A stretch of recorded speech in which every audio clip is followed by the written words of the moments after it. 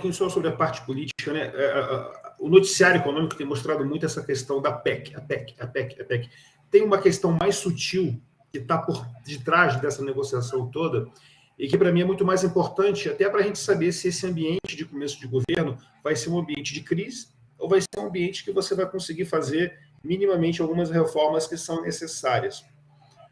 O Bolsonaro, né, ele, por conta de fraqueza do seu próprio governo e, em parte, também por conta dele acreditar nisso, ele acabou permitindo que o nosso sistema de governo se transformasse numa coisa semi-parlamentarista, ou seja, o parlamento, o Congresso tem muita força. E isso fica refletido nas emendas parlamentares, uma parte disso a mídia chama de orçamento secreto, né? Ou seja, você deu muito poder para o parlamentar. Primeiro porque ele tem um fundo eleitoral, então ele não precisa mais de financiamento privado, né, para poder bancar suas campanhas. E segundo, que ele consegue atender o seu eleitor. O cara que é um deputado ali da região de, sei lá, Porto de Galinhas em Pernambuco, né? Ele vai conseguir fazer uma emenda, vai conseguir direcionar para fazer uma estrada, fazer um posto de saúde, e naturalmente vai se capitalizar politicamente em relação a isso. Então, durante o governo Bolsonaro, o executivo, né, o presidencialismo caiu, o parlamentarismo subiu. Isso ok pelo Bolsonaro. O Lula, desde a campanha, já vinha reclamando disso, dessa perda de protagonismo do executivo. E o que a gente está vendo agora nas entrelinhas é uma briga do Lula tentando readquirir esse poder, readquirir esse protagonismo. Ele com o STF, né, em parceria com o STF, estão agora com ações, né, que foram provocadas por partidos de esquerda contra essas chamadas emendas RP9, né, contra o orçamento secreto. Isso era para ter sido votado nessa semana, vai ser votado na semana que vem. Qual o movimento do Baré que a gente está vendo? Do Senado saiu uma PEC da gastança, saiu uma sinalização de boa vontade do parlamento para o executivo. Ou seja, você não mexe aqui nas minhas emendas, você me deixa gastar, que eu também te deixo gastar. Ou seja, é uma união de facções que poderiam ser rivais, mas estão se unindo para poder gastar.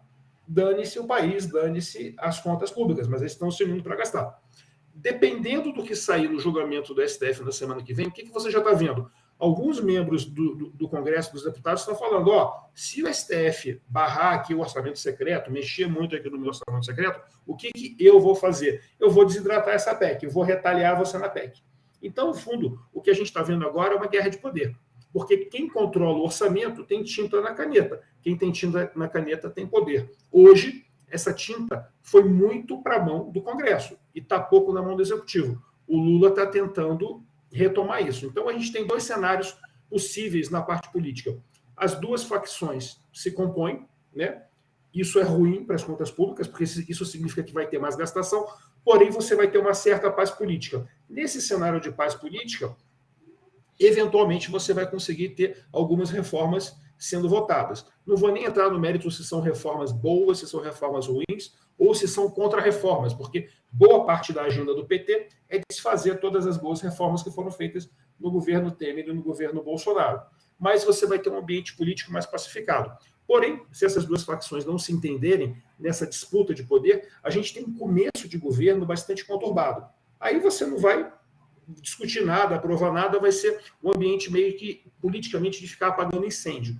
Então, isso não está saindo muito no noticiário. O noticiário, enfim, a mídia hoje em dia é um tanto quanto superficial, né, e não foca naquilo que tem que focar, mas o que está por trás dessa discussão da PEC é muito em função dessa briga de poder. Então, se vocês verem que a PEC saiu gorda, saiu com 200 bi e foi aprovada nas duas casas, significa que os dois lados se uniram, os dois lados chegaram a um acordo. Se começar a ter briga no Congresso, eles começarem a desidratar a PEC, é sinal que está tendo briga política.